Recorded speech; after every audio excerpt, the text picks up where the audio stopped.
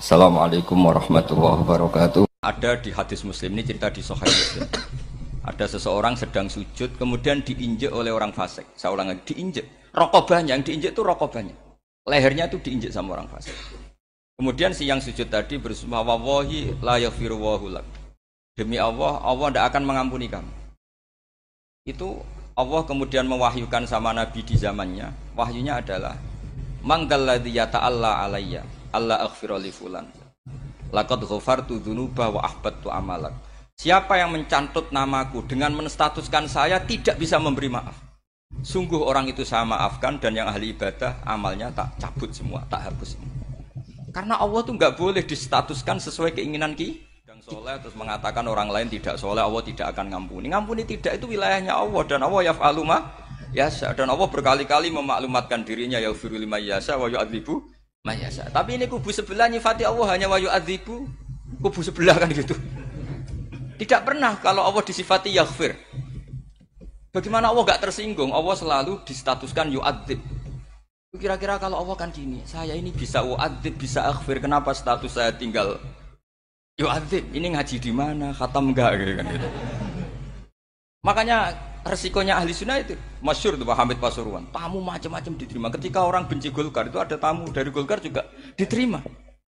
Ketika orang nggak mau diberi hadiah oleh orang Golkar, Pak Hamid ya diterima. Bilang ke bapak, mengaku lo mau wae nur, duit enggak ana gunane dhewe. Sing marai rawan hisab itu kan kamu dapat uang nggak jelas kemudian kamu pakai pribadi. Kalau orang-orang soleh kan nggak pernah dipakai, kan aman saja. Loh, dihisab apanya? Wong hanya pralon. Kalau istilahnya Pak Hamid itu pralon. Datang diberikan orang lagi, datang diberikan. Kalau kena kamu kan hisab. Terus kamu nyate makan wareg glegeken. Wah itu uangnya nggak jelas dipakai nyate glegeken, ya mesti hisab. Kalau nggak jelas ya disedekahkan. Kalau ingin bebas apa? Hisab. Tapi kalau sering sedekah biasanya nggak bebas dari miskin. Tapi kalau kamu wali kan tetap ya Pak Hamid itu masyhur bisa kok. Tapi kan nggak jadi miskin. Kamu nggak terkenal sakok tapi miskin. Ini nggak wali.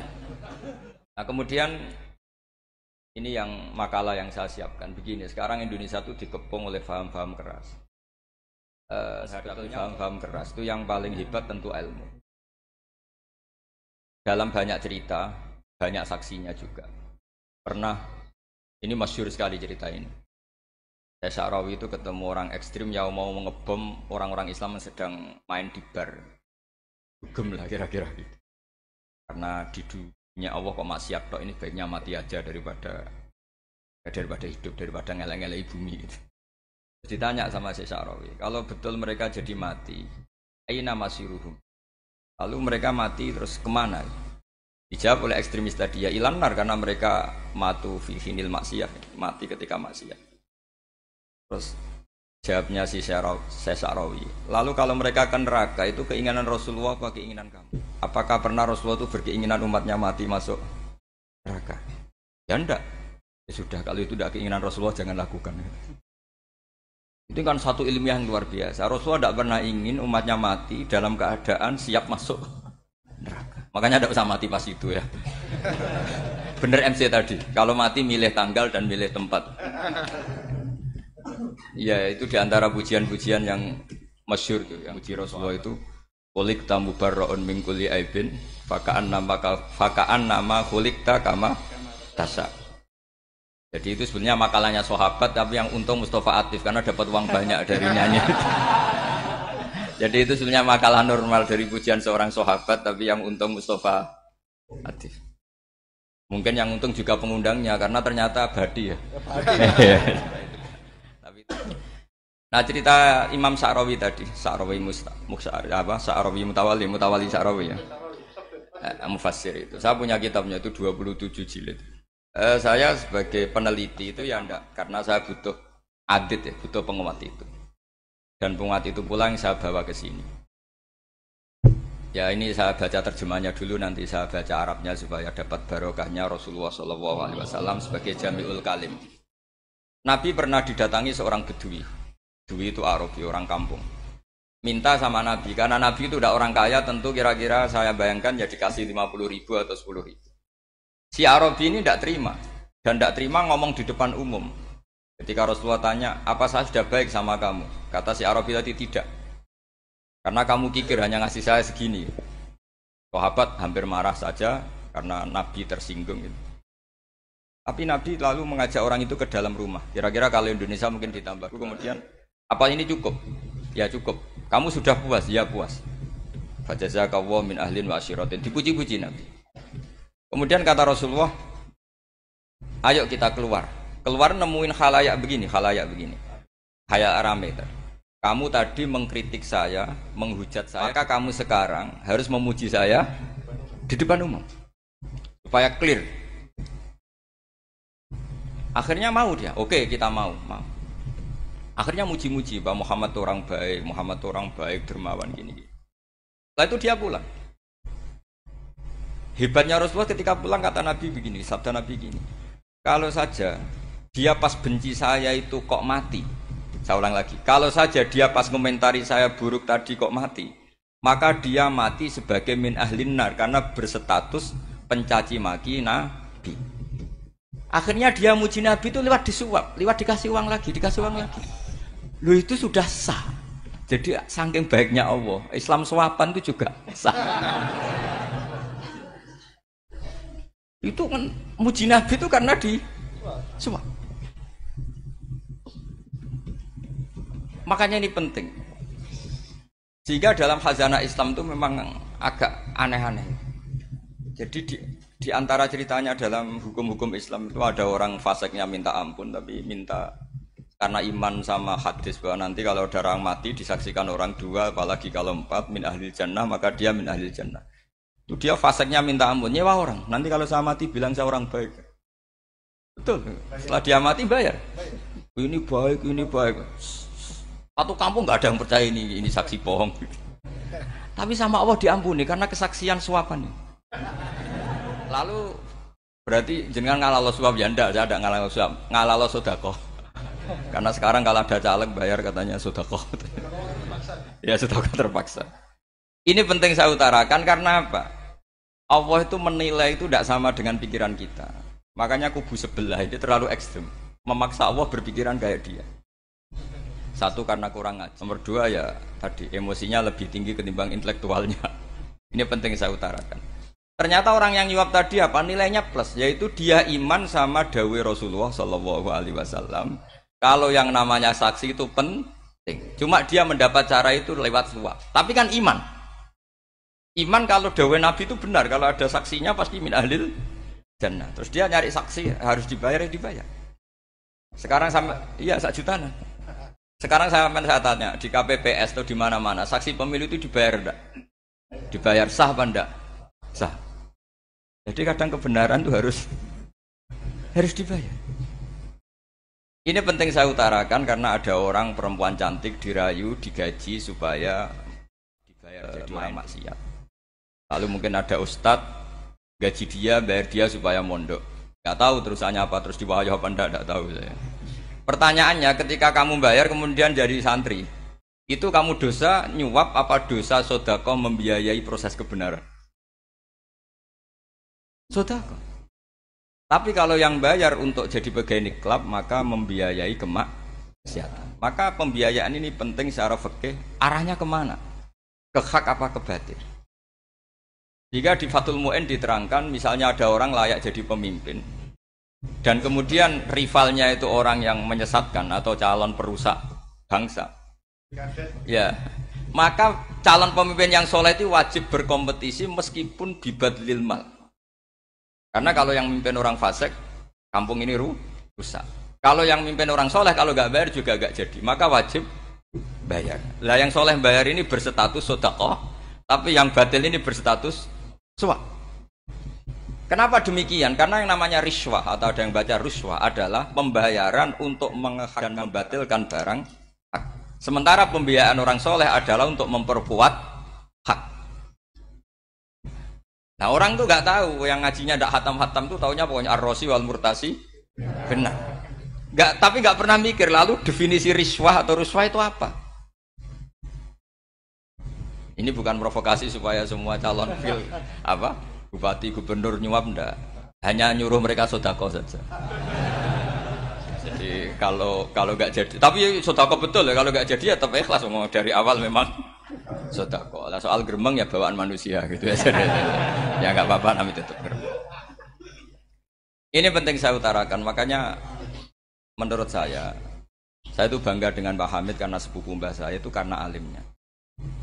Meskipun banyak orang mensifati beliau wali dan memang wali betul, tapi saya tetap menstatuskan beliau orang alim yang dari kelaziman alim itu beliau wali. Jangan dibalik, wali dulu baru alim. Karena dalam beliau orang lasem dan kaidah di lasem itu fakullu alimin waliyullah walaysa kullu waliillah aliman. Jadi kalau kaidah di daerah Jawa Tengah itu semua orang alim pasti wali, tapi kalau wali tidak mesti alim. Sehingga kalau menstatuskan alim itu keren. Kalau di Jawa Tengah status alim itu keren. Dan soal keramat yang kaitannya dengan Mbah Mun itu masyhur itu dulu ketika Mbah Hamid santai-santai sama Pak Taifur sama keluarga lah. Beliau mau istirahat, kemudian yang datang Kiai Maimun, Mbah Mun zaman itu masih dipanggil Gus. Topo pur, ada Pak Taifur di situ. Kata Pak Taifur, kalau manggil Pak D itu Gus Mun. Dan itu Mbah Hamid ngendikan rojulun alimun, ada Pak Taifur orang lelaki yang alim yang wali. Jadi beliau muji Mbah Mun juga alimun dulu, rojulun alimun wali. Ini penting saya utarakan karena kesanatan keilmuan beliau jelas dari beberapa keluarga di Lasem. Karena di daerah Fakhriyah itu yang tempat lahirnya Pak Hamid juga lahirnya mbah saya. Itu mbah-mbahnya sudah orang alim, termasuk Kiai Sidik Jember itu juga lahirnya di kawasan pondoknya Pak Hamid Fakhriyah. Dan Kiai Sidik punya anak yang namanya Ahmad Sidik yang jadi apa? Rois Am yang sekarang ada Gus Wirjon macam-macam itu semuanya juga keluarga Lasem. Nah, saya cerita keluarga ini penting bukan karena tafakhur atau tabai, bukan, karena Allah itu membuat satu tradisi besar memang lewat dzurriyyah. Sehingga Allah ngendikan misalnya ulaikal ladzina an'ama Allahu 'alaihim minan nabiyyin min dzurriyyati Adam wa mimman hamalna ma'anu wa min dzurriyyati Ibrahim wa Israila wa mimman hadaina wastabaina. Karena tanpa dzurriyyah itu enggak ada. Misalnya saya menjadi hafal Quran dulu, bapak saya itu tiap zaman Pak Hamid masih sugeng, yang semaan di sini itu pasti bapak saya, namanya Kiai Haji Nur Salim. Kadang diajak baca Quran di kamarnya Kiai Hamid. Karena kalau bapak saya itu mantu ponaan sama Pak Hamid. Itu dulu bapak saya memotivasi saya supaya hafal Quran itu gini, hak kowe kudu hafal Quran. Nak kowe rapal Quran, iku kepaten obor. Engko anak merapal luwe duwe alasan. Jadi kalau ada Gus tidak alim itu mesti salah bapaknya. Karena kalau bapaknya bisa baca Wahab, anaknya mau baca primbon tuh malu. Tapi kalau bapaknya sudah bacanya WA, anaknya jadi primbon. Era cucu sudah dukun. Era cucu sudah kayak Dimas Kanjeng, nanti itu pasti. Karena nggak ada rasa malunya. Tapi kalau bapaknya alim, baca Wahab misalnya, juga qanaah, anaknya juga itu figurnya. Cucunya juga gitu figurnya. Makanya disebut dzurriyyatam ba'duha min ba'd. Ini penting. Dulu Mbah Mun itu sering ngijazahi saya itu persis ijazahnya bapak, ijazahnya Mbah Hamid. Kalau punya amplop itu ya dibeda-bedakan, ini amplop dari tamu, ini dari pejabat, ini dari orang fakir. Jika penggunaannya juga sesuai itu, tidak serampangan. Karena dianggap amanat kalau kita hisab. Kalau sekarang nggak salah dikumpulkan. Orang desa salam template wadol pitik kuru, wedhus kuru. Ambek guse dikutuku HP seri terbaru itu kan kasihan ya. Padahal sing salam template itu ibunya kerja di Malaysia. Mungkin gelantungan ngecat tembok di Malaysia.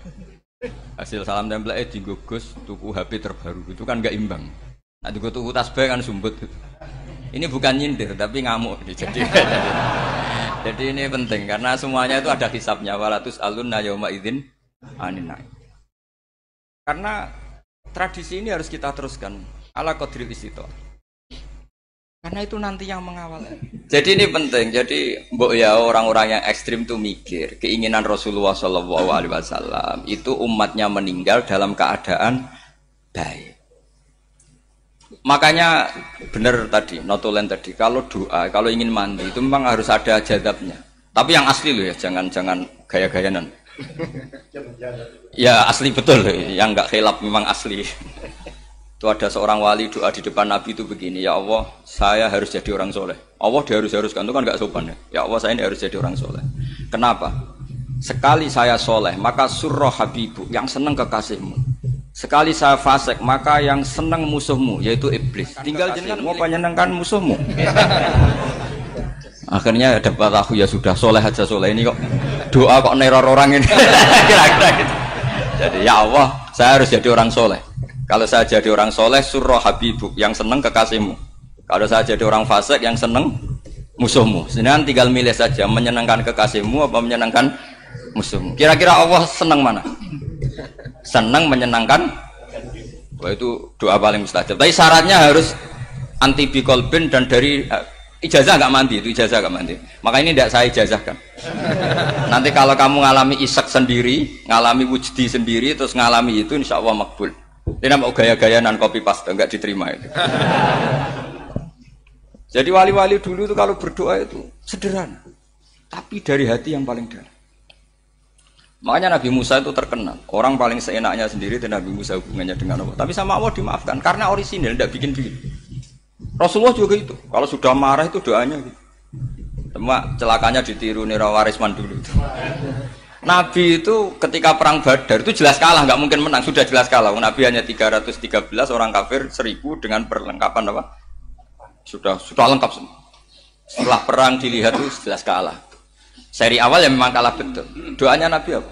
Allahumma intuhlik hadil isobah lam tu'bad ba'dal ya. Ampun Gusti, silahkan bikin kalah, tapi ra ono sing roh najenan pangeran. Mohon lahiran jenengan dadi pangeran, serana sing roh. Enggak ada ibadah.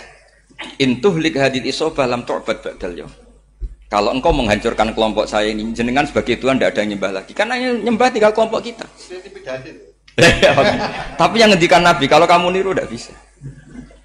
Gak bisa kamu doa, ya Allah saya ini santri salafiyah. Kalau saya bodoh menjadi presiden buruk terhadap alumni salafiyah.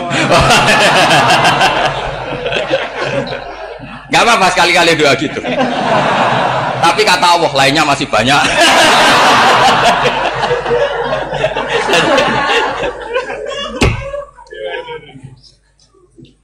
Tapi itu syaratnya tadi harus ada al-wujdi wasima. Jadi makanya Imam Ghazali punya kitab al-wujdi wasima. Karena ada masrob, ada sarob. Jadi wali ngikuti para nabi itu ada masrob, ada sarob. Sehingga perasaannya itu beda. Saya punya sekian contoh. Makanya tadi saya bilang di sini yang cerita nanti tak baca Arabnya ya tabarruk dengan jamil apa kalim. Jadi Nabi menyontohkan gini ya. Hubungannya Nabi dengan umatnya itu kata Rasulullah ibarat orang punya unta atau sapi yang susah itu. Yang sarodat itu berat. Kalau bahasa sini apa begitu? Yang larat ya Pak? Melayu. Terus orang-orang lain ingin membantu. Kubu sebelah ingin bantu. Tapi ketika mereka ingin bantu malah unta ini tambah lari karena asing. Semua selain pemiliknya ini kan bagi unta itu asing. Jadi mau dibantu ditangkap tambah lari karena ini orang asing semua. Ngajinya agak jelas, asalnya agak jelas, tapi mau ikut umat Islam ini asing semua. Akhirnya kata Nabi yang punya unta itu tadi datang, kemudian ngambil rumput, terus unta itu dipanggil, kemudian unta itu ngikuti. Kata Nabi, ibarat saya seperti itu. Kalau saya yang memimpin Islam, saya yang merawat umat saya, maka umat akan mudallalah, akan nurut. Tapi kalau yang rumat kalian, malah Islam menjadi kacau. Kenapa menjadi kacau? Karena tadi nyifati Allah saja salah. Orang Islam baik dihukumi kafir hanya karena tahlilan, hanya karena manakiban dihukumi kafir. Sekarang inginnya Nabi orang menjadi Muslim apa kafir? Inginnya Nabi orang menjadi Muslim apa kafir? Muslim. Lalu gara-gara melakukan perilaku tertentu dihukumi kafir. Iya, ziarah wali songo musyrik, nyekel patok musyrik. Katanya minta sama mayit. Padahal saya andekan jadi mayit itu dijaroi sampean nggak seneng. Nggak senengnya karena ya kadang murid itu jaroi gurunya ya kurang ajar. Masa gurunya dibilang gini, ya Allah, ingkana musinan fazid fi isani, wa ingkana musian fatajawas andu. Kata gurunya, soleh tenan darani ingkana. Makanya saya tidak suka zaman ziarah ke saya. Kecuali doanya ditasihkan dulu ke saya. Makanya nggak boleh ziarah itu pada Nabi, bisa murtad kan? Coba itu baca di depan Nabi, murtad nggak? Ya Allah kali ini baik maka gini, kalau buruk masa Nabi baiknya ingkana. Lah orang-orang yang menyerang kita kan itu gak ada zaman sahabat doa seperti itu. Ya mesti gak ada, mana mungkin sahabat baca itu di depan Nabi. Masa Nabi didoain ya Allah kalau dia baik maka fazid, maka kalau dia buruk ya gak mungkin. Lah mereka nyerang kita itu gak ada dalam sejarah sahabat. Ya sahabat kok nahlili Nabi itu gak nabi. Mau didoain maghfir lahu. Kan ngenyek Kanjeng Nabi jadi ngono maghfir lahu. Ya mesti saja sahabat gak akan tahlilan. Yang kabudut itu Rasulullah. Bahkan diistilahkan kabudut saja salah. Intaqala ila rafiqil ala. Nah kalau sampai harus ditahlili, kalau enggak yang rokok betul. Amalnya pas-pasan, dosanya berkelanjutan. Kondak gimana? Punya tanah warisan yang hasil ngerebut milik orang lain, dipakai anak cucumu, ini berkelanjutan enggak dosanya? Berkelanjutan, berseri-seri. Mereka kalau nyerang kita kan sahabat tidak melakukan itu untuk Nabi, ya nggak mungkin lah sahabat mendoakan itu pada Nabi, kan nggak mungkin. Coba kalau kamu jadi mayit, terus kamu gurunya, terus ada murid kamu bilang, Allahumma in kana muhsinan fazid fi ihsani, wa in kana musian fatajawaz anhu. Mesti kalau kamu bisa bangun. Ya Allah, cong, meyakini saya soleh itu masih ingkana. Kalau guru saya soleh, maka. Kalau guru saya buruk, maka. Itu kan taklek namanya, apa? Itu kan kurang ajar. Loh, saya tidak pernah doa gitu di depan Pak Hamid Pasuruan, tidak pernah. Saya kalau doakan bangun ya tidak pernah gitu. Allahumma ali darajati fil jannah gitu. Saya nggak pernah, ingkana nggak pernah. Karena andekan itu saya juga sama kok. Cuma kalau ada orang doa di bangun gitu ya karena orang lain ya tak biarin. Tapi saya tidak bilang amin, ya biarin aja sudah. Tapi kalau santri sarang nggak usah lah doa ya apa? Ingkana. Masa meyakini solehnya gurunya kok nunggu apa? Ingkana. Ini bukan ijazah, ini marah ini. Jadi pelurusan ini. Saya ulang lagi, ngaji itu harus khatam. Pentingnya khatam tadi, kalau di bab tafriq bainal haqqi wa bainal batin, seakan-akan kubu sebelah ini benar karena tegas. Tapi kitab itu tidak hanya bab itu, juga ada bab tawadhu. Di bab tawadhu itu, misalnya kita melihat orang kafir, ini wajar maksiat kan dia kafir. Masa saya mukmin maksiat? Dan ini kafir bisa saja nanti husnul khotimah. Saya muslim bisa saja su'ul khotimah. Jika tetap tawadhu. Melihat yang lebih sepuh ini aksaru ibadatan minni. Melihat yang kecil asghar berarti aqallu maksiatan minni, sehingga melihatnya itu tawadhu. Jadi kalau di bab tawadhu semuanya orang itu mungkin. Nah di sini Rasulullah SAW mengajarkan ketika malaikat Jabal bilang Muhammad, orang yang mendustakan kamu saya tungkepi gunung biar mati semua. Kata Rasulullah, saya berharap keluar dari tubuh mereka min aslabihim, dari keturunan mereka orang-orang sing mukmin. Sudah karuan kafir saja Nabi tidak berhenti berharap. Jangan-jangan nanti keturunannya mukmin, dan itu betul. Kita tahu Abu Lahab punya anak Darrah itu mukminah. Abu Jahal punya anak Ikrimah juga mukmin. Dulu Walid bin Mughirah musuh besarnya Rasulullah punya anak Khalid bin Walid. Sekarang orang-orang yang abangan nggak hafal Quran, kadang anaknya hafal Quran. Lewat program PTPG, kadang yang hafal Quran malah anaknya nggak hafal. Makanya kalau pas wisuda sampai bingung. Gurunya itu sampai nangis. Kenapa nangis? Ini anaknya orang nggak hafal Quran tapi sudah hafal. Saya gurunya tidak hafal kata. Lah kenapa bisa jadi hafid? Karena guru sewaan kata. Itu banyak. Kemudian termasuk tradisi mengakui santri goblok. Ini penting. Itu nggak ada santri sebarokah santri goblok. Makanya dulu Mbah Mun, Mbah Hamid, Kiai Alim itu kalau sama santri goblok ya tidak benci. Nggak kayak sekarang semua orang bikin sekolah unggulan. Sekolah unggulan itu kritik saya hanya memproduksi orang-orang yang nantinya mendapat. Kalau kamu punya santri hafal Quran, nanti hadiahnya umroh, langlanya umroh, santri pinter hadiahnya beasiswa. Tapi hubungannya sama negara itu mendapat. Sementara santri yang goblok hidup di pedalaman Kalimantan, karena di sana belum ada masjid, bikin masjid. Sebagian hartanya dipakai masjid, sebagian hartanya dipakai bangun masjid. Ini yang goblok pendiri masjid. Yang pinter pengajian di masjid dibisaroi uang kas masjid. Artinya gini, ya kalau halalnya halal, tapi kita mbok yo roh hikmahnya orang-orang goblok gitu. Supaya kita tetap ngaji Rabbana ma khalaqta hadza batila. Semua ini ada gunanya. Subhanaka ma khalaqta. Jadi semua ini ada gunanya. Maka bagi santri-santri yang goblok, tolong nanti saya di-Fatihai karena saya ini pembela Anda. Loh yang ngomong biar saya, karena saya terkenal santri pinter. Kalau yang ngomong sampean goblok kan nggak ada yang percaya. Oh padune podo gobloknya kan gitu. Yang ngomong harus saya. Saya itu niru Rasulullah SAW. Nabi itu kalau ada santri serabakat pinter, itu diwarai sak surat usung nang mulai us pinter. Banyak itu. Balighu anni walau ayah. Ada sahabat ngaji hanya diajari idza zulzilatil ardu, sudah kamu pulang, sudah pinter. Karena betul. Sekarang coba diangen-angen, ada santri alim alamah, mungkin bakasnya furu'iyah, gimana hukumnya Jumatan jumlahnya itu 40 kurang atau 40 pas imam. Kemudian ada yang batal satu, hukumnya gimana? Dia mikir furu'iyah. Sementara yang goblok, dia di desa tertinggal gak ada masjid. Piye caranya dia masjid? Ini bikin aslul ibadah, yang sini sudah khilaf tentang yang gak penting. Jadi orang goblok kadang lebih keren. Akhirnya apa? Duriannya yang goblok nanti jadi orang alim alama ngekholi wong goblok karena pendirinya biasanya orang pati pinter. Itulah Allah Subhanahu wa taala. Ada bikin sesuatu itu sia-sia. Nah, saya ini korban ilmu itu. Akhirnya santri saya banyak yang enggak jelas. Ya, tapi ya saya terima saja. Saya santri itu macam-macam. Ada yang profesor, ada yang doktor, ada yang goblok, ada yang baru tobat kemarin. Ada yang Cina lagi senang ahli sunnah wal jamaah, macam-macam. Semuanya ngaji sama saya. Karena saya tetap berkeyakinan Rabbana ma khalaqta hadza batil.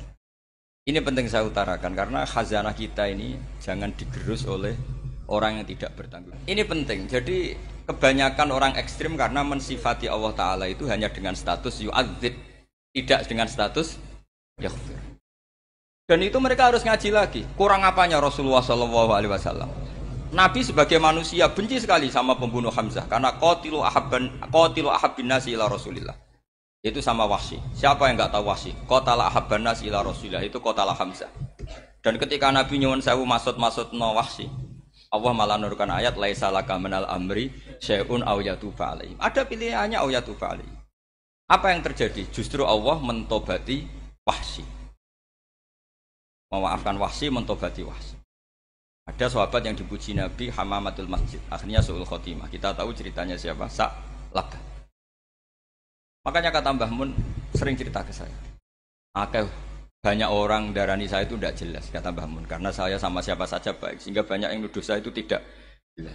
Kata beliau, ulama paling jelas ya saya ini, karena masih orisinil, kata beliau. Tapi pakai bahasa Jawa, karena tadi Mbak Idris bilang ada yang MA ya, Madura asli tadi, makanya saya terpaksa bahasa Indonesia tadi.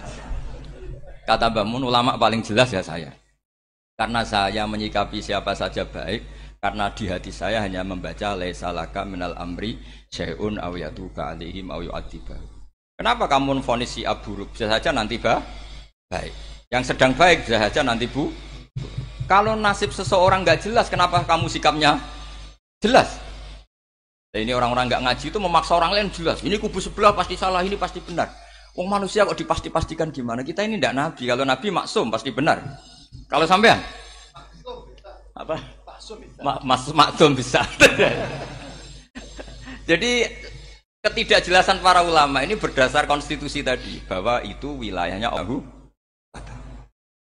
Ini penting saya utarakan. Jadi penting sekali. Jadi orang yang sedang fasik sekarang bisa saja nanti tobat. Yang sedang sekarang soleh bisa saja nanti masalah. Hingga Rasulullah tetap mengajarkan ya muqallibal qulub tsabbit qalbi ala dinik. Jadi kalau ngaji itu khatam. Khatam itu begini misalnya ya. Saya pernah ngaji Ihya, belajar Ihya khatam. Bahkan saya punya takrirannya berdasar kitab Ithaf, sarahnya Ihya. Kalau ingin tahu sanadnya sarah Ihya, ya misalnya Gus Idris ini, Idris ngaji Mbah Hamid Pasuruan, ngaji Mbah Dimyati. Mbah Dimyati ini ngaji sama kakaknya Kiai Mahfud Termas. Kiai Mahfud ngaji sama abahnya Kiai Abdullah. Kiai Abdullah ngaji sama abahnya Kiai Abdul Manan. Kiai Abdul Manan ini mulazim terhadap Sayyid Murtado Az-Zabidi. Jadi kalau santri Salafiyah ini ya kira-kira tokoh Sabiah. Karena Mbak Idris Sadisa ya kira-kira sampean itu dari pengarang Ithaf itu baru tokoh berapa? Sabiah, masih keren. Turun pitu. Masih kaya lah. Lah kamu kok miskin? Turun ke wolu katanya kan. Jadi nanti kalau masih keren. Itu sampean ngaji kitab kalau khatam. Saya ulang lagi kalau khatam. Itu memang ada bab-bab di mana ulama itu harus tegas, harus tafriq bainal haqqi wa bainal batil. Oke, itu bagus. Mana yang hak, mana yang batil kita bedakan. Di bab itu bagus. Tapi kalau nanti kamu ngaji bab tawadhu, lihat di Bidayatul Hidayah atau di semua kitab tasawuf, bab tawadhu itu. Kalau melihat kamu orang kafir, kamu melihat orang apa? Kafir. Ini aso ma'akufri. Ini maksiat wajar dia kafir. Saya ini muslim kok maksiat. Fadam bi akbah, maka dosa saya lebih buruk. Melihat orang tua, mesti ada aksaru ibadatan. Ini lebih tua, pasti ibadahnya lebih banyak. Nanti kalau melihat anak kecil, Ada asgharu minni sinnan, pasti maksiatnya banyak saya. Sehingga terus evaluasi gitu, sehingga nggak pernah takabur. Misalnya di sini, saya ini kan gayanya keren, duduk di atas sampean di bawah. Gayanya tok, hakikatnya sampean lebih sombong karena memerintahkan saya. Jadi panitianya itu, makanya saya merasa tawadhu saja meskipun berdiri. Karena hakikat saya ini makmur, diperintah. Panitia ini, penyelenggara ini amir, pemerintah. Kira-kira sombong mana? Itu sekali saya tidak memaafkan, finnar itu.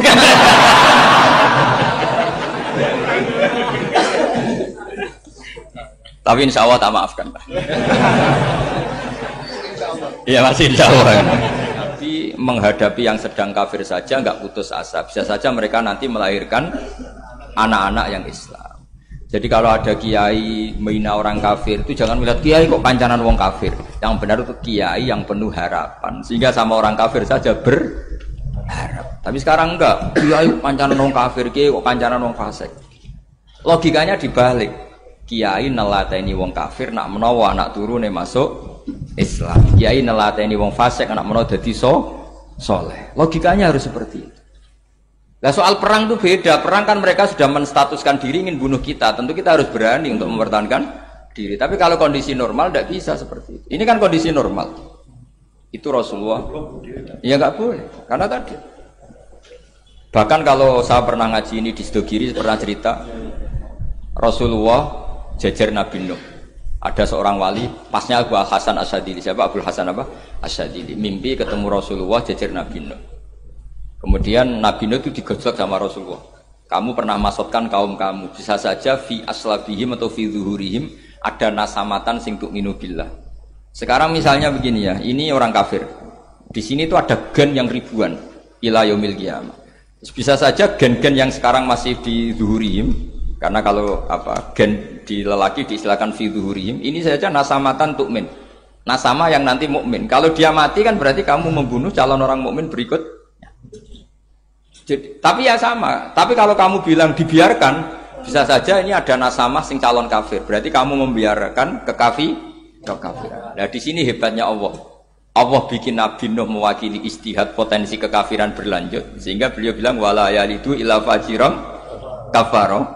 Paham ya kan? Rabbila tadzar alal ardi minal kafirina dayara innaka intadzarhum yudillu ibadaka wala yalidu illa fajiran kafaro. Logika itu terwakili oleh Nabi Nuh. Logika bisa saja ini ada nasamatan untuk minubillah. Itu terwakili oleh Rasulullah bal arju ayyukhrijawahu min aslabihim may ya'budu waha wa la yusyriku bihi syai'an. Kayak apa untungnya kita jadi umat Rasulullah sallallahu alaihi wasallam. Masalahnya Nabi Nuh gak Nabi Nuh, Nabi Muhammad. Jadi kira-kira istiadat kamu ikut Nabi siapa? Kalau main hantam ya ikut Nabi Nuh. Kalau main rojak berharap Nabi Muhammad. Ya sudah, sampean ikut mana tuh? Nabi Muhammad. Ini penting saya utarakan supaya apa-apa itu terukur lewat ilmu. Ya pokoknya istilah kayak Wali Songo yang tercerminkan sampai ke kita kayak Pak Hamid. Karena Pak Hamid ini sanadnya secara gen sampai Sunan Bonang. Di silsilah itu sampai Sunan Bonang. Saya punya catatan nasabnya Mbah Hamid Pasuruan sampai Sunan Bonang, ditulis Mbah Khim itu. Ya, pas 40 harinya Mbah Hamid itu. Ini penting saya utarakan supaya ekstremitas itu berkurang. Logika-logika yang dibangun ulama itu ngikuti riwayat. Agama itu ngikuti riwayat, bukan sekedar akal. Saya punya contoh ketika kitab Ihya menutup kitabnya, yaitu Imam Ghazali. Itu ada dua orang. Ini di akhir kitab Rojak dan dipakai nutup kitab Ihya sebagai rojaknya Imam Ghazali. Ada dua orang min ahli nar dipanggil sama Allah. Ini sekaligus ijazah. Kali ini ijazah betul. Yang dipanggil ke surga itu masih muqayyad dan biangkalil jahim, masih muqayyad, masih dibelenggu sama atribut neraka. Terus sama Allah ditanya, piye jong kabarin rokok? Wah syarra makanan Gusti mun rokok jenengan takokno sekarang ra enak jen.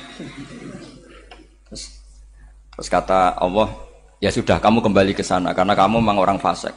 Itu lari, semangat mau ke neraka. Ini ijazah. Semangat disuruh kembali ke neraka itu semangat lari.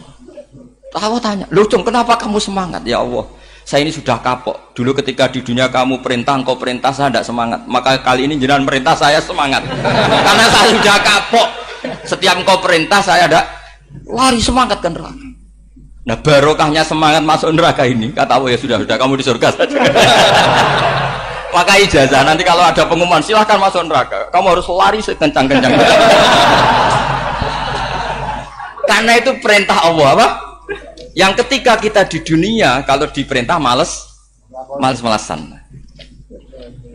Kalau kamu diperintah sholat subuh jamaah kan males-malesan. Dan itu menjadi kita masuk neraka.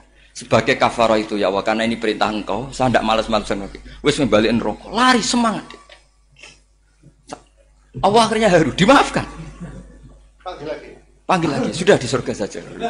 Barokahnya semangat masuk neraka. Nah ini ijazah ini.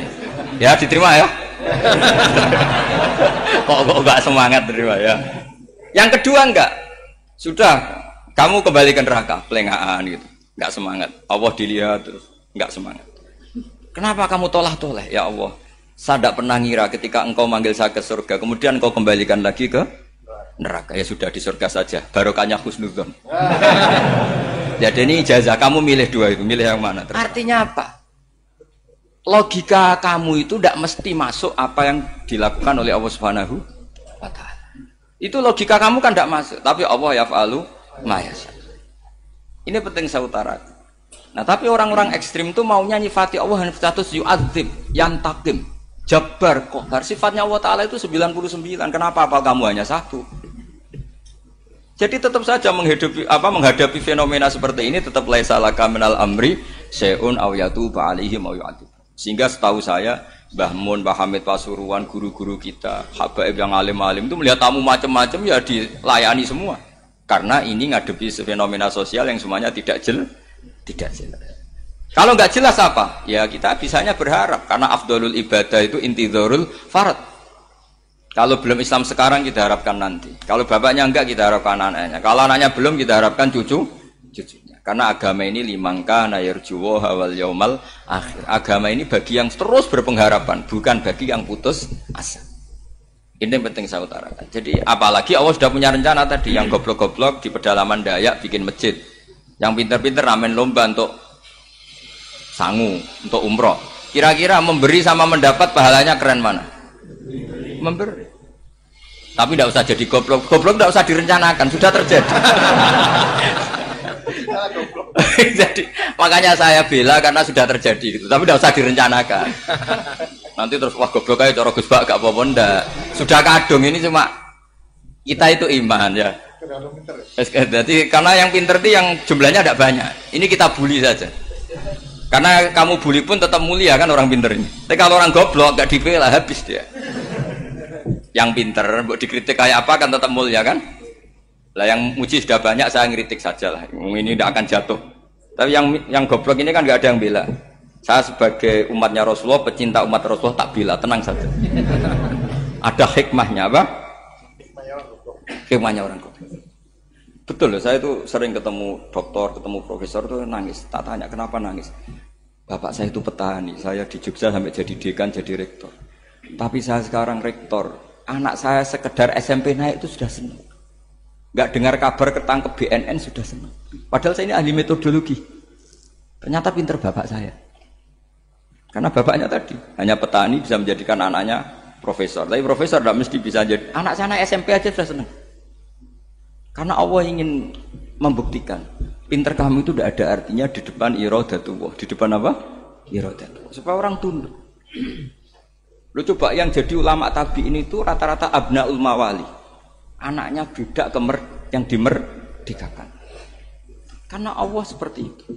Ada yang tokoh yang tadi zuriyatam ba'duha min ba'd, itu harus kita jaga.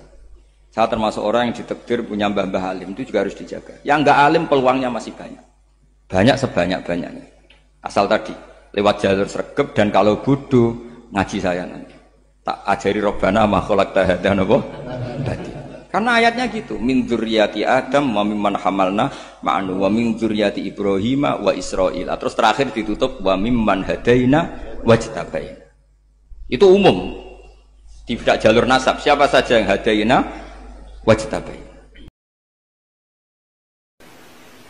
Itu salah, hidup seperti itu salah menurut Islam. Yang Islam menganjurkan fazkuru ala Allah, kamu ingat sisi-sisi nikmatnya Allah, bukan sisi-sisi kita hidup itu diuji. Saya punya sekian cerita ulama-ulama yang unik, yang punya nasihat itu. Jadi ada orang kaya raya, dulu temannya banyak, anak buahnya banyak. Suatu saat dia miskin terus gak ada yang berkunjung. Terus dia ngeluh, curhat ke ulama itu. Ketika saya kaya yang berkunjung banyak, ketika saya miskin kok nggak ada yang berkunjung, kurang ajar betul teman-teman saya. Terus kata kiai itu lucu kalau yang ada nih. Ya bagus gitu dong, ketika anda miskin tidak ada berkunjung. Loh kok bisa? Ya misalnya kamu sekarang jadi buruhnya orang, pas disuruh-suruh, dibentak-bentak, terus teman kamu udah datang, malah kamu jadi tontonan toh. Mendingan nggak udah datang, jadi kamu ketika buruh orang nggak malu, karena teman-teman kamu sudah tidak datang. Ya alhamdulillah kalau gitu ya. Jadi dulu satu hal yang dia dulu nganggap problem, iya kan, kalau kamu misalnya dulu kaya, temannya banyak, jabat, terus yang takut banyak. Ketika sudah miskin, Yun Sawu jadi buruhnya orang, disuruh-suruh, terus teman kamu tetap udah datang. Siap nggak ada? Siap datang apa siap nggak datang? Lebih siap nggak datang sebetulnya kan? Karena nggak jadi tonton. Akhirnya dia sadar. Ya gitu, kalau dikeluhin istri saya ini judes, ya sering marahin gini-gini. Ya bagus dong marahin kamu. Kalau marahin tetangga malah masalah. Coba kamu punya istri kalau marahin orang lain, pusing nggak? Mendingan marahin. Jadi pokoknya dilatih terus.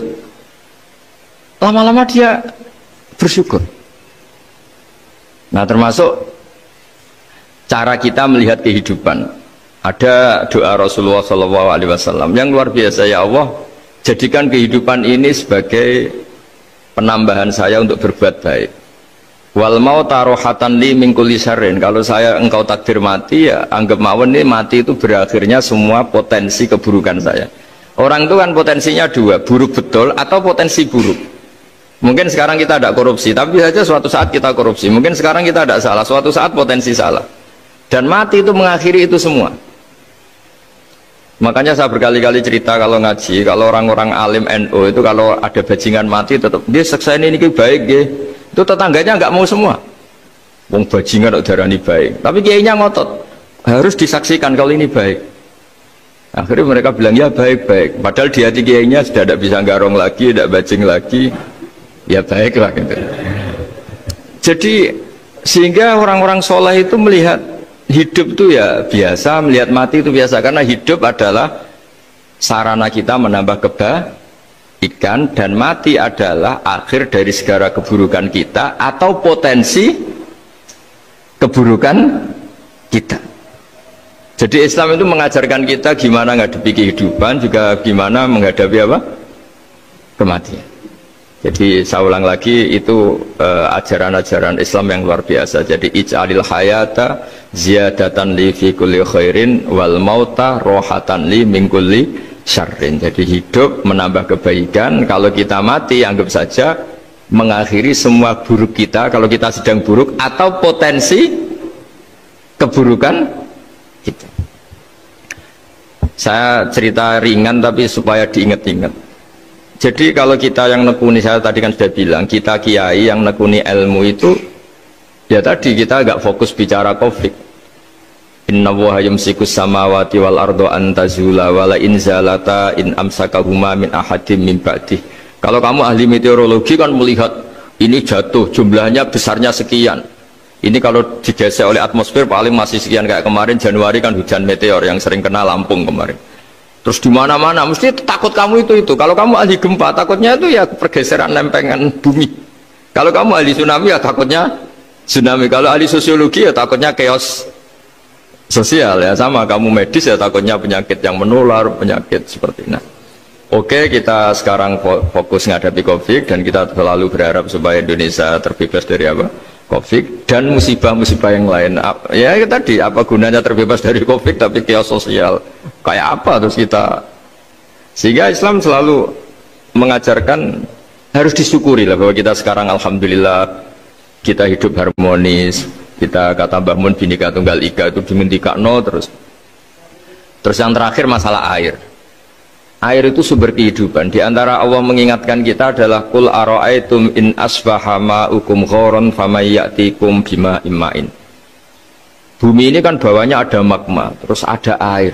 Normalnya air itu nggak ada. Secara teori itu normalnya air itu nggak ada karena bumi itu kan kalau ada air kan meresap. Sudah meresap bawahnya itu ada minyak, ada magma, harusnya air itu tersedot habis. Tapi orang saking angkuhnya, saking cueknya ngira air itu malah potensinya itu abadi. Sebetulnya kalau menurut teori alam air itu gampang hilang kan, diletakkan di bumi ya bumi itu meresap. Nanti bawahnya itu ada minyak, ada sebagian ada magma, ada macam-macam lah. Jadi potensi air itu harusnya nggak ada malah kalau melihat sistem itu. Tapi karena Allah saking rahmannya air ini dijaga sedemikian rupa tetap ada. Kalau melihat sistemnya kan normalnya malah nggak ada. Makanya Allah selalu mengingatkan, in asbahama ukum khauron. Suatu saat air yang kamu pakai yang jadi sumber kehidupan itu bisa saja tahu-tahu hilang. Mungkin tersedot oleh panas bumi atau corong Jawa niku nyeresep entek atau gimana lah cara Allah menghilangkan. Fama ya'tikum bima imain. Lalu siapa yang bisa mendatangkan air itu lagi? Ini kata para hafid, ini yang kata guru-guru ya termasuk yang dikatakan Pak Mukhtar ini. Nanti orang harus ngendikan menjawab Allahu Rabbul Alamin. Hanya Allah sendiri yang bisa mengatur air ini selalu ada. Itu Pak kalau kamu pikir kan air kamu sokkan di bumi kan mesti langsung hilang meresap ke bumi. Bumi ada bawahnya lagi, ada bawahnya lagi, dan mungkin bukan yang paling bawah mungkin tomak harusnya itu nggak ada. Tapi Allah saking sayangnya mengatur sistem air itu ada dan tersedia. Tapi ketika orang terlalu cuek dan angkuh sampai lupa syukur tersedianya apa? Air itu Allah mengingatkan, disuruh bayangkan, kul aro'aitum, coba bayangkan kalau in asfahama ukum khauron. Tadi kan ada khataman ya, saya ikut terima kasih. Bayangkan kalau air suatu saat itu khauron menjadi hilang. Fama ya'tikum bima imai. Jadi saya tidak bisa spesifik memberi nasihat tentang kopi karena ya tadi yang bisa membunuh kita ini banyak. Ya, tsunami ya bisa bunuh, gempa bisa bunuh, likuifaksi bisa bunuh, jatuhnya benda lain kita bisa bunuh, takut tanggal utang kaget ya bisa bunuh. Macam-macam, semacam-macam lah ngelindur ya.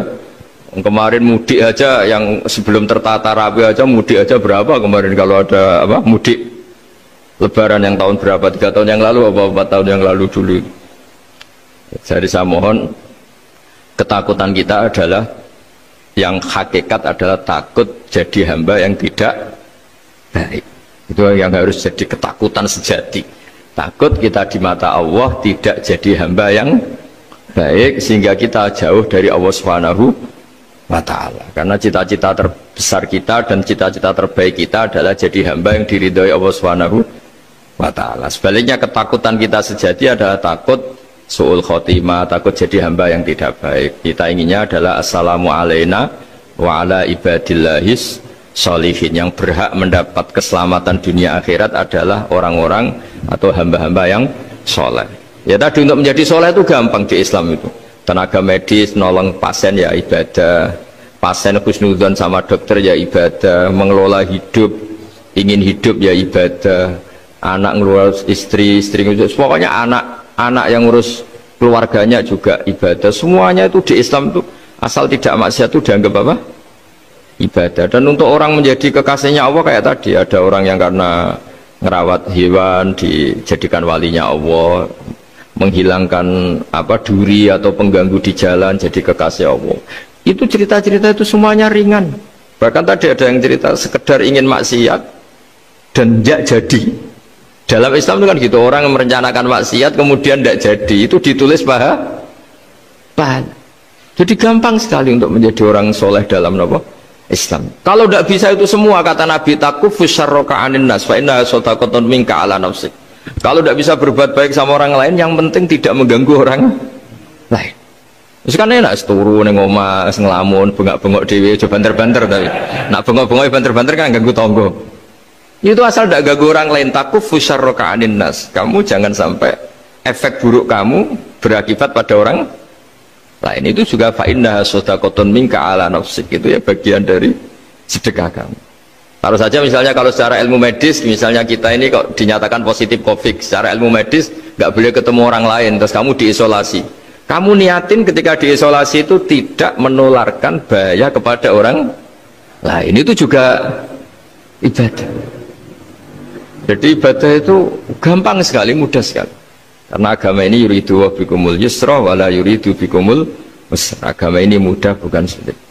Ya, mohon maaf tadi saya nggak bisa datang yang jam 11 karena saya tadi malam hormat di Jogja, acara 7 harinya Kiai Jatabek, tadi pagi baru datang. Tapi saya mohon pokoknya yang seneng ya, hidup itu yang seneng, diberi kesempatan hidup sampai sekarang itu yang seneng. Jangan karena teman kamu meninggal terus akan-akan ini teman saya meninggal, paling saya besok. Kok kamu tahu? Nyatanya besok hidup lagi, besoknya ya hidup lagi, sampai sekarang ya masih hidup. Karena roh ini tidak pernah mati. Roh ini ada masalah besar, dia ngadepi mungkar nangkir, ngadepi macam-macam karena dia hidup. Nah kemudian cerita yang kita ingkari adalah yang berlebihan, kayak cerita kejawen nak malam apa mulai terus neng kamare dikai rokok, mergo zaman ning donya seneng rokok. Rokok wis kaleng cung, wis dirumbuk di rokok mbahmu. Ono kadang dikai gemblong jare senengane bae, bareng cokot tikus jare bae wis mulai. Lah itu yang kalau itu gak trimo bid'ah Kang, iku ngawur tenan iku. Daerah-daerah tertentu nggih kathah sing ngoten niku. Lah nek senenganem dhuwit yo dikai dhuwit nek kamar. Agar dhuwit ilang jare wis dijuk bae. Lah nek iku mboten enten sanate. Makanya roh itu nggak pernah selesai didiskusikan ulama.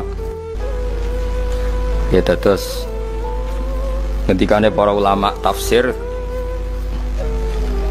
ketikane para ulama tafsir niku taruhan pertama lafat niku hakikat. Hakikat niku yo hakikat. Misalnya urip niku yo ambekan, urip niku ambekan, mati niku mandek ambekane. Kita takoki misalnya tarifnya mati kuwi. Ora urip apa ora ambekan? Mboten jawab lho, ora sampean tak latih ilmu mantek. Sing diarani mati niku cara ilmu mantek ya kok didul hayat, angger gak urip ya mati. Terus alamat mati ku. Nek cara medis iku misale napa jantungnya berhenti tapi detak napa jantung utawi napa niku berhenti. Kemudian agama niku ruwono tenan nggih. Agama itu menyisakan satu fakta yang enggak terbantahkan oleh siapapun. Nggih niku misalnya begini, sampean saya tanya, orang tuh kalau mati itu karena apa? Rohnya dicabut kan? Rohnya dicabut, terus disebut mati. Lalu yang mati itu apa? Rohnya apa jasadnya? Jasadnya, karena roh itu maknanya kehidupan atau nyawa. Berarti nyawa itu udah bisa mati, karena nyawa itu ada di tubuh kita, ketika diambil kita mati. Berarti roh kita sendiri udah ikut mati. Sehingga orang paling sekuler sekalipun itu akan berpendapat bahwa manusia itu kehidupannya tidak berakhir ketika mati, karena yang mati itu hanya jasad. Sebab itu zaman orang Yahudi, orang Nasrani, orang kafir Mekah pun mengakui kalau roh itu hidup dan itu yang bertanggung jawab. Makanya disebut wa yasalunaka anir ruh qul ruhu min amri rabbi. Jadi niki penting kula aturaken.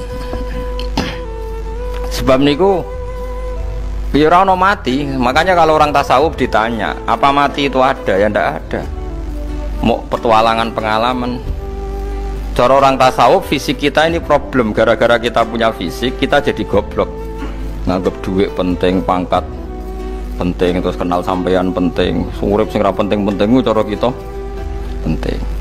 Tapi nanti kita kecewa sekali dengan kehidupan ini, sangat-sangat kecewa karena yang kita penting ternyata ndak penting. Misalnya begini, nanti sampean akan tahu makna ayat yang disebut di surat Ar-Rum. Oke, kita goblok dulu ya. Nggih, pokoke latihan goblok sik, engko bar goblok terus pinter. Engko gobloknya gak masalah, sementing ini pokoke latihan sik. Tak jamin ilmu saya ini benar dalam konteks ini. Misalnya orang benar terus ya tahu bener. Sampeyan tak bedheki ya, wong mati itu berarti dicabut rohnya, terus roh sendiri mati ndak? Ndak. Berarti dalam konteks ini orang yang mati syahid, apalagi para nabi itu mati enggak? Ndak. Sehingga istilahnya Allah, orang yang mati syahid ya ndak mati, para nabi ya ndak mati. Sebetulnya kita pun yang fasik itu ya ndak mati. Cuma karena kita ini rohnya itu mungkin buruk, dikekang oleh malaikat, dipelindes, dipenjara sehingga gak bisa berkeliaran. Beda nak para nabi iso jalan-jalan. Mulane masyhur Kanjeng Nabi ngendikan ketika beliau mau kabundut itu, sahabat mau nangis, jare Nabi malah dawe ringan. Malah apik cung aku nak mati jare. Kok gitu ya Rasulullah? Masyhur itu hadisnya itu, hayati khairun lakum wa mamati ya khairul lakum. Aku mati ya apik, urip ya apik.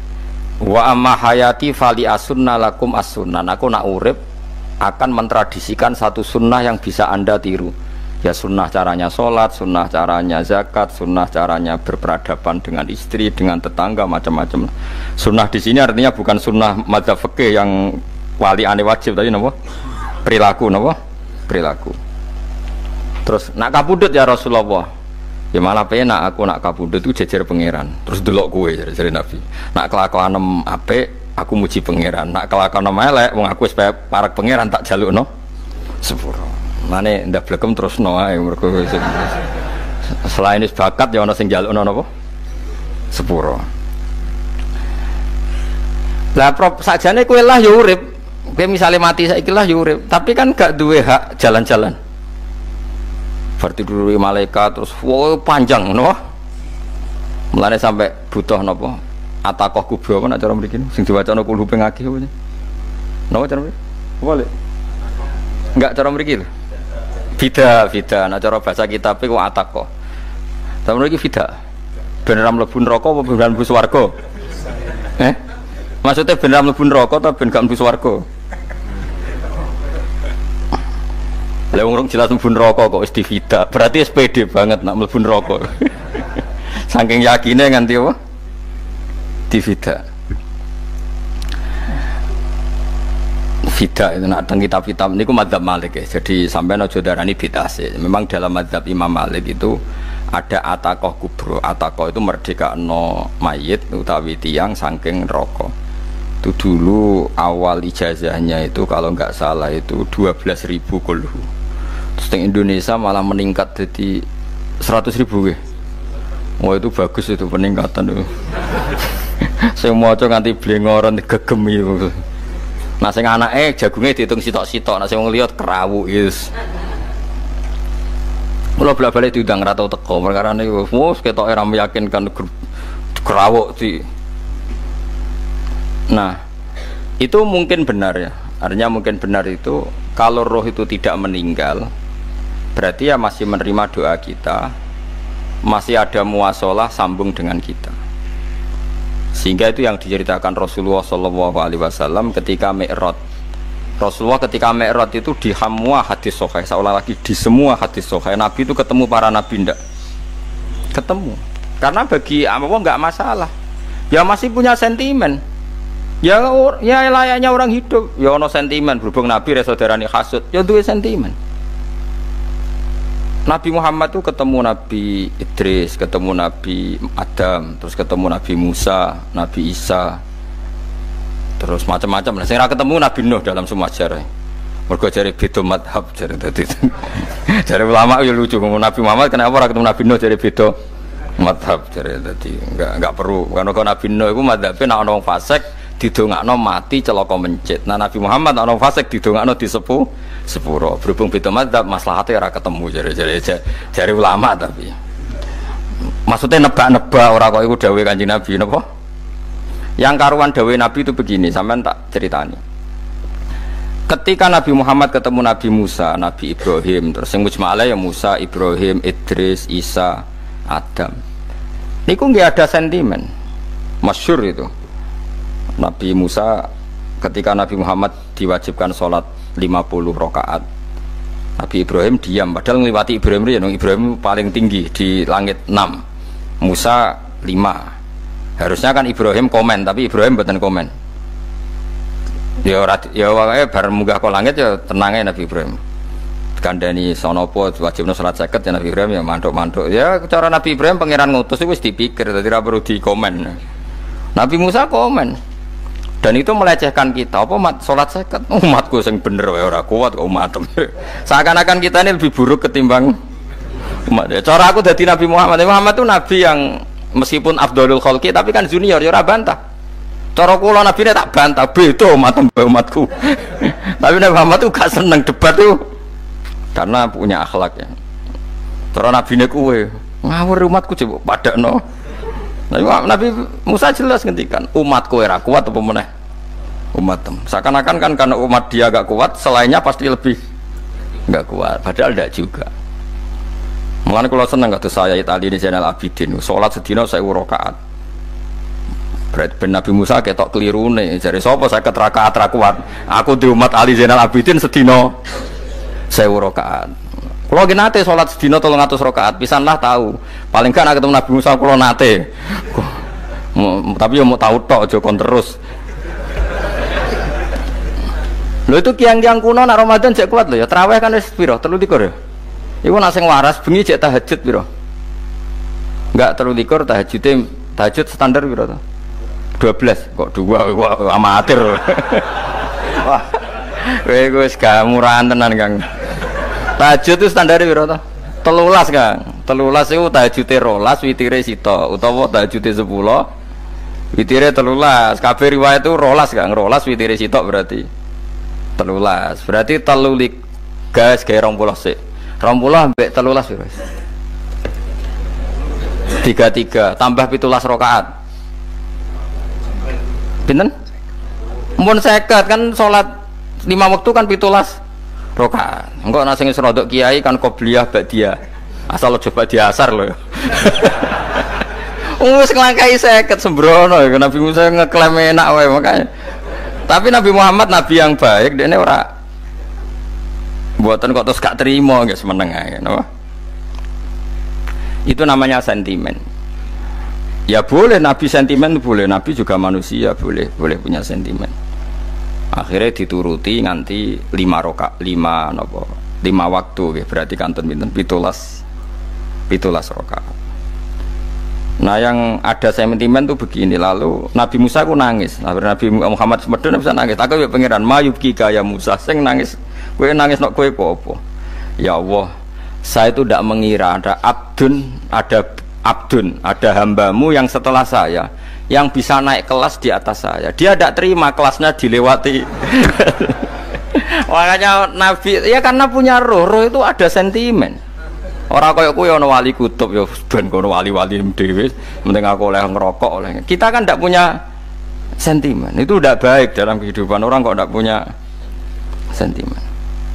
Makanya Nabi Musa itu terkenal, Nabi paling sering mensomasi Nabi Muhammad. Makanya dia ceritanya diulang-ulang di Quran karena dia paling banyak sentimennya. Oh sering gerutu deh. Tapi lucunya pangeran itu seneng mbek gerutune Nabi Musa dan itu nggak bisa ditiru, masyhur itu. Kan ketika dia gerutu terus gitu, mau ngomong sendiri gerutu, khiddah itu gerutu. Bahasa Arabnya khiddah omongan sing tajem sing gerutu. Nabi Muhammad tanya sama Jibril. Ya Jibril, kenapa Allah nggak tersinggung ketika Musa menggerutu terus? Jawab Jibril, huwa ya alamu khiddata. Pangeran gue sapal mbek gayane dekne. Dadi yo dibarno. Dan itu tidak cerita Israiliyat, itu cerita-cerita yang masih di hadis sahih. Ini tidak cerita Israiliyat, cerita-cerita masih di hadis sahih. Makanya gerutu itu ya oleh brengkel ya oleh asal proporsional, brengkel ya oleh asal nopo proporsional. Yaiku siji syaratnya keyakin aku kekasih pangeran. Problemnya kan orang kekasih pangeran. Musa ku gak terimanan. Contoh paling masyhur itu tadi. Musa, kalau kamu sudah membebaskan Bani Israel dari kaum Jabbarin, kaum Kan'aniyin, ngene iku tiang-tiang budi. Kalau nanrang iku ora iso, pokoke bangsa Palestina, tapi aja arane Palestina bukan Kan'aniyin, pokoke angel, pokoke Kan'aniyin aja. Gak usah diterjemah sensitif. Kamu tak kei Taurat. Bareng jare setelah kaum Kan'aniyin ditaklukkan Nabi Musa sowan ning Turisina. Turisina iku gununge niku mulai Yordan ngantos kawasan Mesir, wis pol gede nih. Niku sinten Nabi Musa ngajak waqtara Musa qaumahu sab'ina rajulal limiqatina. 70 orang pilihan ya cara kene santri pilihan, kiai pilihan dijak. Pokoke singkat cerita Nabi Musa mojok sebab piye umat umi piye pokoke terus nggawa Taurat. Umat sing 70 wong brengkel lan nu'mina laka hatta narawaha napa jahro. Kok enak sampean mojok dhewe terus muni ketemu pangeran. Kita ndak bisa percaya kalau nggak melihat Allah sendiri. Gentenan pangeran sing tersinggung, wong ora nabi kok kecangkeman jaluk koyok nabi, ora levelnya jaluk roh pangeran. Terus akhirnya itu sambar bledek mati pokoknya. Bareng mati Nabi Musa malah lucu.